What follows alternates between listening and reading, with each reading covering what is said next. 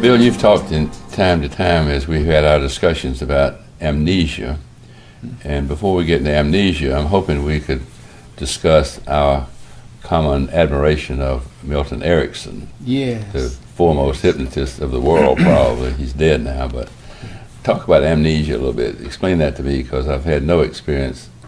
I know about it, but I've had no experience with patients with it. Well, amnesia can occur, of course, and usually does, completely out of the client's conscious awareness as to how and why. My psychoanalyst, Dr. Irving Cardis, his father died when he was 3 and he barely remembered him. And the rabbi in his New York Shalom area took him over as a little child to help. He absolutely revered the rabbi. And Irv got to age about 18, 19, and the rabbi passed away.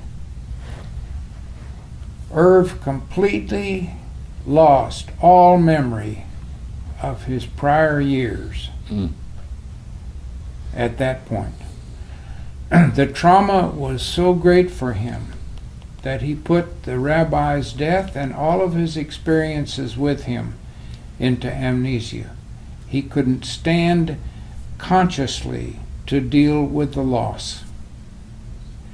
And it took, well, for him, it took years of psychoanalysis for him. I don't know just how long into his analysis it took for him to recover those years, but it was quite obvious that the stress was great enough so that he put it out of conscious awareness. And I say he put it out. Mm-hmm. The mind-body operates this, I'm going to say not mind-body, but the soul-mind. And of course, as you and I have talked, and most people don't think the way I do, but I think psyche is soul. And I think mind and soul are one and the same. And I do not think at all, and I'm positive, that brain is not mind and mind is not soul. The brain does the mind's bidding.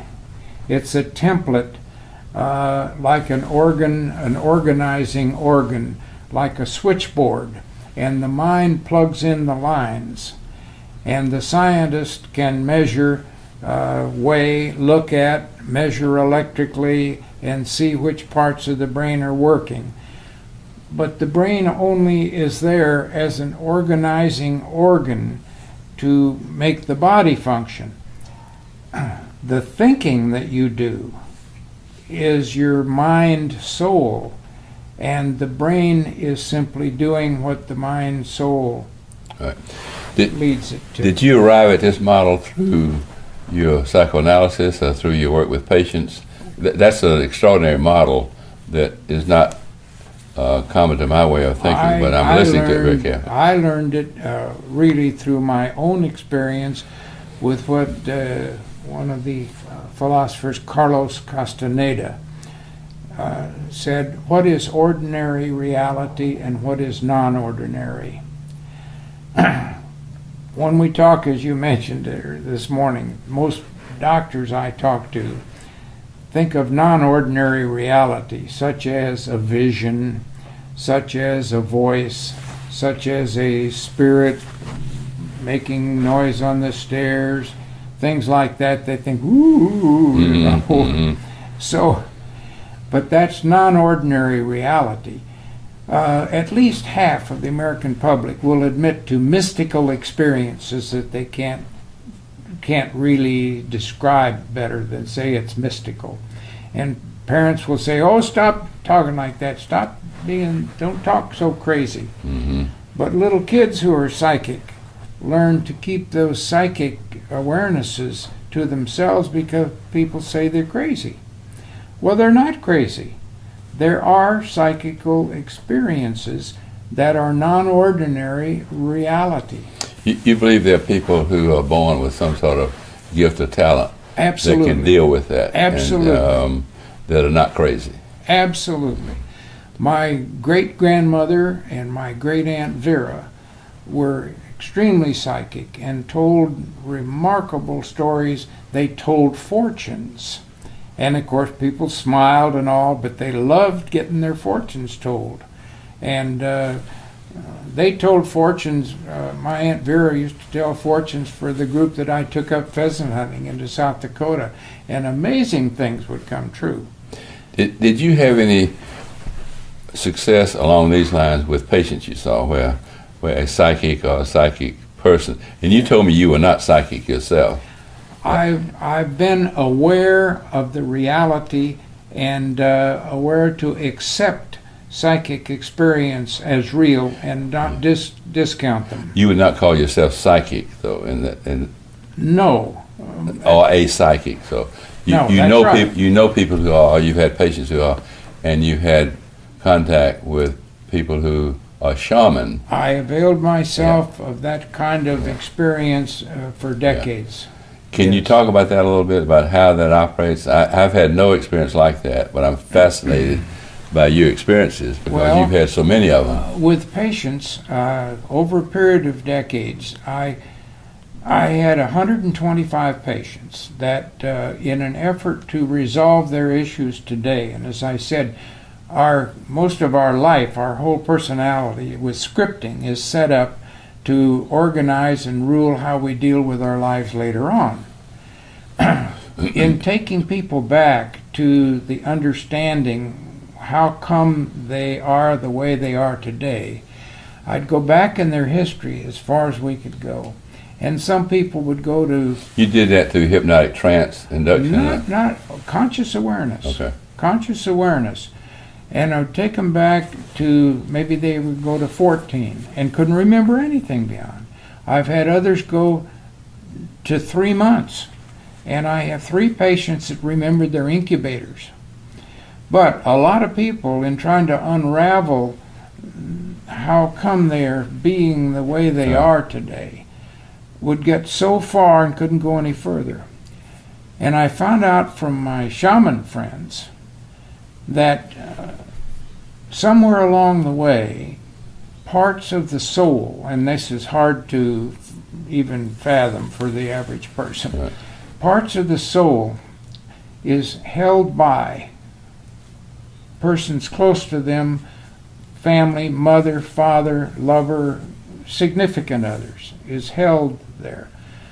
The shaman is able to go back and deal with the person, deceased person, like a medium does, to deal between you in ordinary reality with a deceased person in that reality. Tell me what a shaman is a little bit. A shaman is, a shaman comes from the word S-A-A-M-A-N, Saman, and it's an Altai-Ural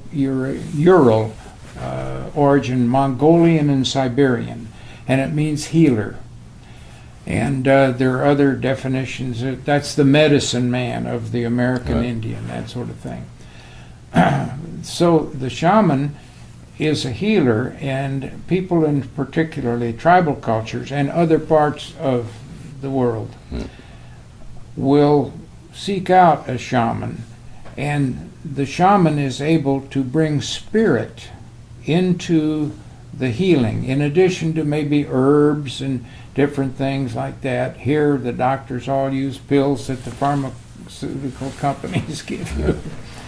But the shaman does it by going to the non-ordinary reality, to the non-visible and unfortunately almost non-provable, because you're dealing with an immaterial thing that can't be weighed or measured. But you've had enough experience with these shamans to believe that they've been successful No question. in specific endeavors to help people I had through how they describe it. Yeah. 125 patients that I sent to shamans for soul retrieval, and every single one of them claimed benefit and was able to go back to the source of their personality disorders and go ahead and continue to benefit and improve. Can you make a distinction between that and ordinary not that hypnosis is ordinary, but the traditional hypnosis, hypnotic states? There's a difference. The hypnotherapist is dealing with perhaps changing which hemisphere. If you're dominant, if you're right-handed, your dominant hemisphere is left. As you know, it crosses over. If you change hemispheres, you can do that hypnotically.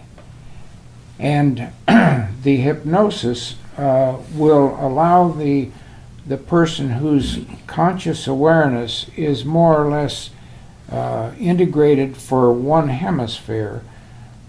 You pick up a lot more information about the self that you are if you're able to contact the other hemisphere. That's perfectly clear, and it can be done.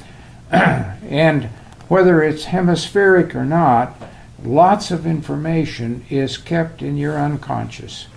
And you may call it amnesia or for whatever, but you cannot remember everything that happened to you throughout your life. So in hypnosis, you're able to uncover and unfold reams of material that would otherwise be unavailable to you. So the hypnotherapist is able to create a field bring into consciousness areas that were unconscious, and let a person find out for themselves pieces of information that were heretofore unavailable. And that's different from shamanism and their mechanism of working Yes. with people. Yes, it is. And I hope we can continue these discussions. This is where I have trouble following you, because that's a set of experiences you had. Mm-hmm. They're real. You've seen them. I haven't. So I'd like to continue that in our next discussion. You bet. To get down to more detail about that. I'm fascinated with it, and not only intrigued, but know of it and recognize it as reality. I'm very fascinated by it and want to hear more about it.